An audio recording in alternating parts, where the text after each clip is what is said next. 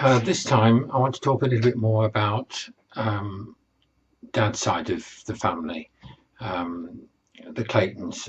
Um, Not quite so rooted in one place. Dad was born and brought up in Leicester, um, in one of these courtyards just off Belgrave Gate, where you have half a dozen houses, small houses in a courtyard, and you share a toilet.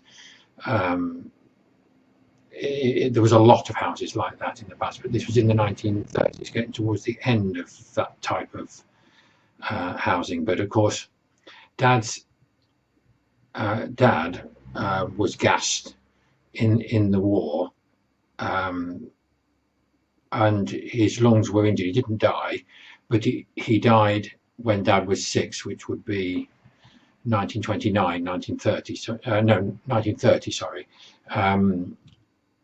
So quite a while after the war.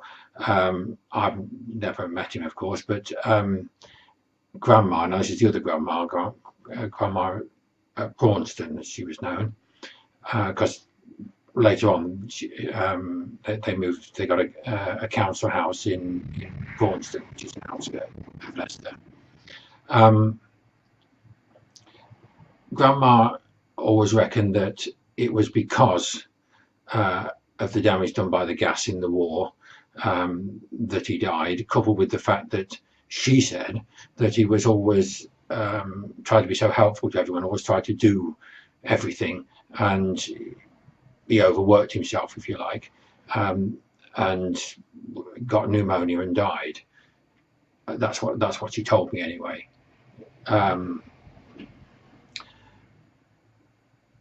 Grandma was married before to a man whose surname was Chippendale. I can't remember his first name now. They had a son and a daughter together, and he died in the war, I think. Though what of, I don't know. And my dad's wife died around the same time. She was ill. Might have even been TB again. I'm not sure.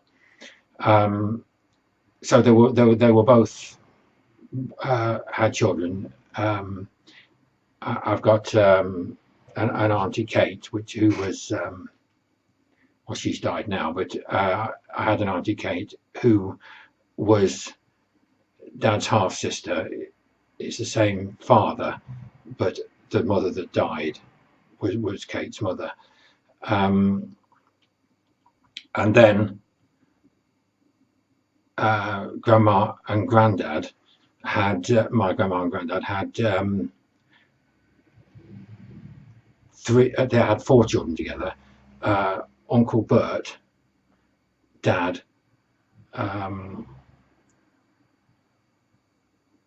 Auntie Ellen, and Auntie Brun. So it was a slightly complicated family, and of course, by the time you take the various great aunties and uncles, it's actually quite enormous, spread over the various things. So I'll just mention one connection because I've got the prop, if you like, here. From on the Clayton side of the family, they had connections, but not all that close relatives who worked on the canals. I have a drawing of one here. That's this isn't the original, but it's identical to one that Grandma used to have. But this isn't it, but it's exactly the same picture. I suppose it was reproduced many times. As you can see, it's interestingly it was Clayton, or Fellows Morton and Clayton Limited, with the narrowboat. I remember several things being told about the life on the canals. It got harder as time went on, and the railways became more of a competition. And so they used to live on the boats. It was absolutely a community, just as tight knit as the community in Norwood was. Everybody knew everybody, but it wasn't fixed in a village. It was fixed in up and down the canals, particularly of the Midlands, Leicester, Birmingham, in particular, going back and forth, carrying goods to and fro, pulled by horses until the very later years, anyway. So they're very much in nature, like farmers, sort of quietly spoken,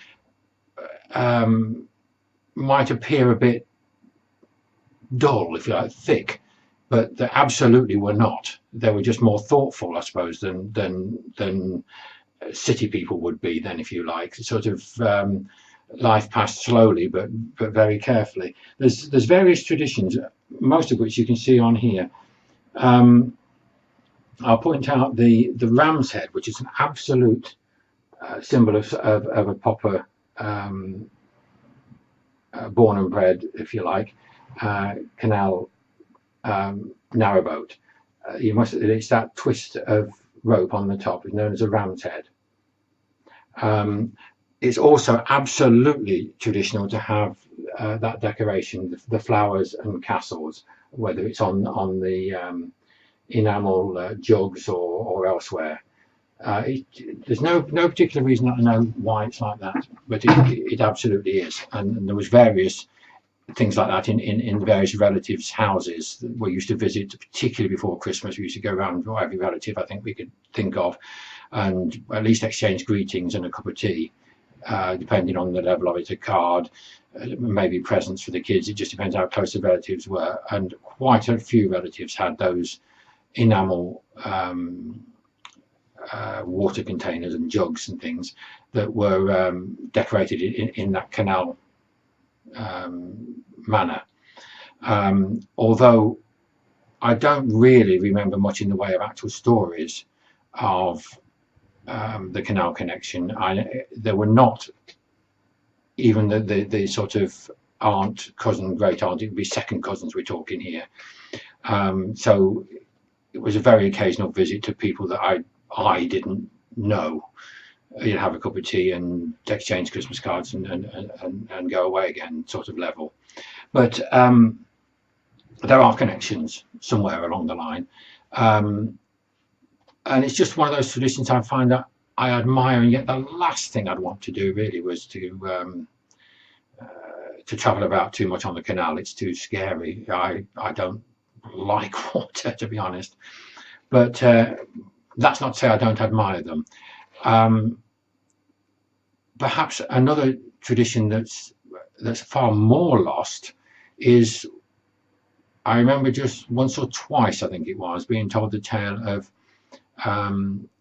the green roads that crisscrossed, well, I suppose may still crisscross, as for all I know, England. I have no idea where they are, where they used to drive cattle, sheep, even geese to market.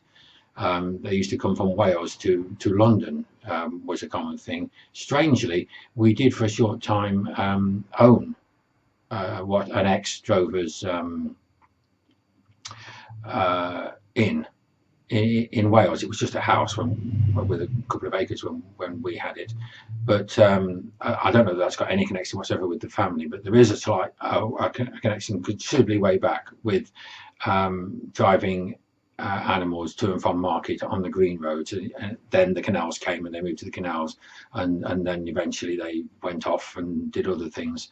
I know some cousins from with the Chippendale father went into the antique business. I think there's no connection with the famous Chippendale furniture that I know of whatsoever, but I think the name was useful if you're going into a business like that, to be Chippendale. It makes you sound part of it, doesn't it? I suppose I might mention Dad's brother, Uncle Bert, at this point. He's the other one that had the wolf's head buckle on his belt. He worked in a foundry when he was younger, and his foot was badly damaged. He had what Dad called a club foot. Then he had like a big boot on the one foot because it was misshapen, and he got a lot of, well, a relative lot of compensation for the fact his foot was burnt with molten metal. It clearly wasn't his fault because he got compensation, but it was his fault in Dad's opinion that he spent the money on drink and good times, and it's during this period that he put his fist through the neighbour's window while drunk, cutting all his arm, and because they were mocking him in some way. I think he sort of, I don't know the real details, but there was a row about it. I know that Dad thought he ought to, as it were, cop himself on. Well, eventually the money ran out, and I suppose it was a bit of a sad life because he lived with Grandma and died before her of lung cancer. He was just, I think he was a broken man. He'd had a child with a woman who wouldn't marry him, and decided that even though she'd had his child, she didn't want any more to do with him, and then the family wouldn't let him see the child. We went once to sort of mediate. Dad took me with him to I had to sit in the car outside while he went in and tried to mediate with her, and I don't know what actually happened in the end, but I never saw the child anyway. So and then it was always pleasant to me. He used to mend bicycles. Then later he made me a bike from, well, I don't know whether he did it up or whether it was from different bits, but I know that's a lot of what he used to do was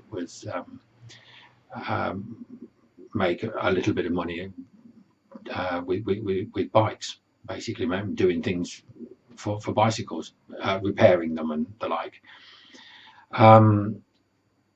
I do remember once when he was there, him changing a puncture, and he certainly was good at it. I mean, he did it in about a minute, tire off and everything, you know, and then back on at the end.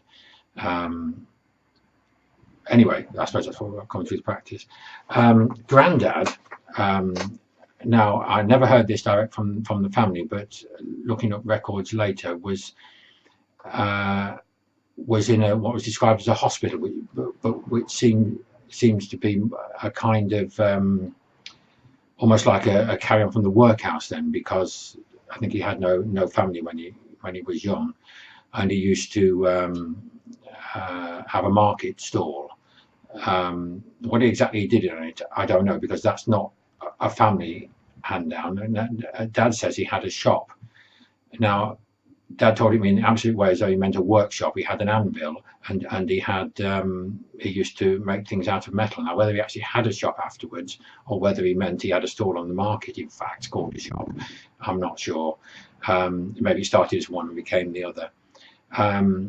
He used to make a lot of things with metal, and but particularly knives. That is, metal shaped into a shape with a sharp edge, so you would cut something out with it. He did things for films. Apparently once for a Walt Disney film, I don't know whether that's true or not, but he used to make these knives, and they cut the cellophane out into a shape in order to make the image for amongst other things, cartoon films. But he did lots of different metalwork. He also repaired cars made bits for cars, because I suppose in the early 1930s you wouldn't just go and buy a spare part. You'd probably make it up out of you know, a bit of a pipe or something to a particular length, bend it, or that sort of thing is what he used to do. I'll stop at that point for now anyway. Okay, bye then.